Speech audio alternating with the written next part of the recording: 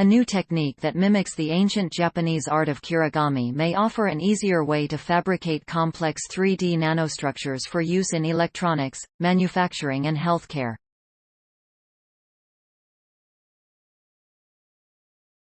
Kirigami enhances the Japanese art form of origami, which involves folding paper to create 3D structural designs, by strategically incorporating cuts to the paper prior to folding.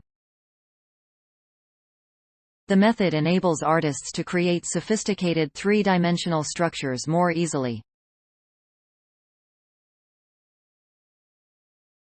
We used kirigami at the nanoscale to create complex 3D nanostructures, said Daniel Lopez, Penn State Liang Professor of Electrical Engineering and Computer Science, and leader of the team that published this research in Advanced Materials.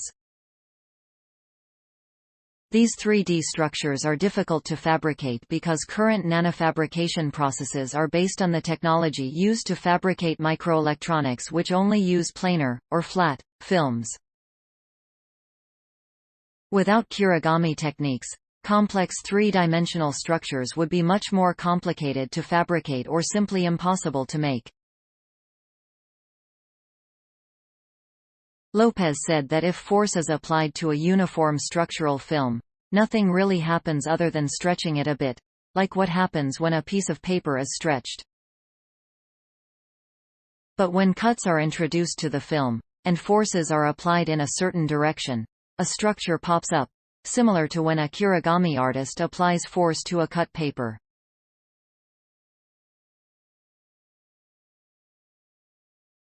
The geometry of the planar pattern of cuts determines the shape of the 3D architecture.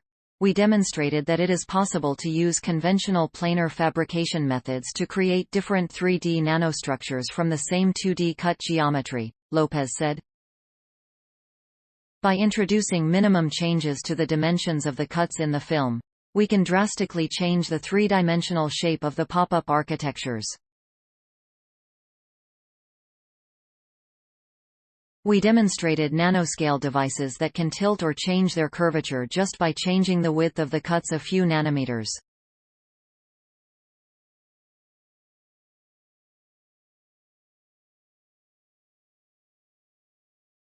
This new field of Kirigami-style nano-engineering enables the development of machines and structures that can change from one shape to another, or morph, in response to changes in the environment.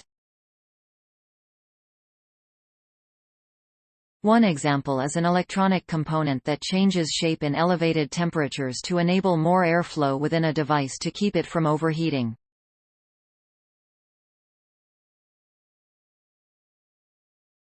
This kirigami technique will allow the development of adaptive flexible electronics that can be incorporated onto surfaces with complicated topography, such as a sensor resting on the human brain, Lopez said. We could use these concepts to design sensors and actuators that can change shape and configuration to perform a task more efficiently.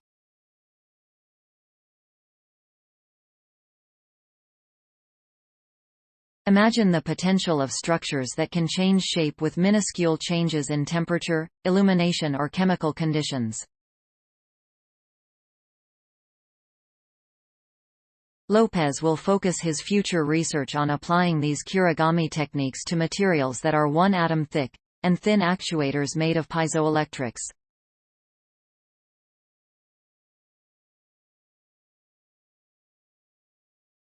These 2D materials open new possibilities for applications of kirigami-induced structures.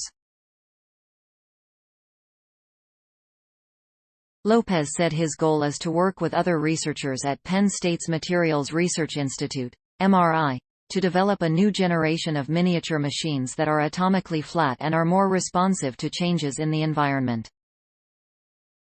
MRI is a world leader in the synthesis and characterization of 2D materials, which are the ultimate thin films that can be used for kirigami engineering, Lopez said.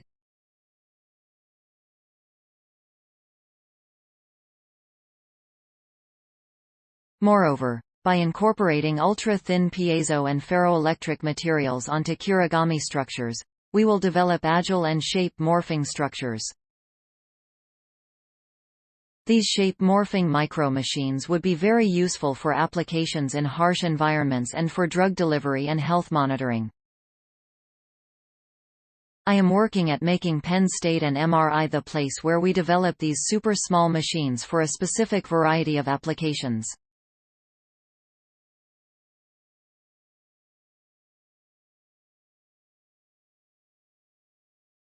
Other authors on the study include Xu Zhang from Carnegie Mellon University and Haogang Kai from New York University, both former postdoctoral fellows with Lopez.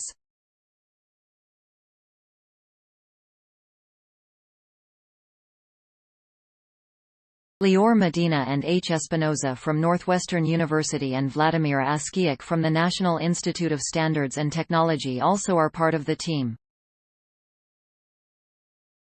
The research was supported by the U.S. Department of Energy StorySource. Materials provided by Penn State. Original written by Jamie Oberdick. Note: content may be edited for style and length.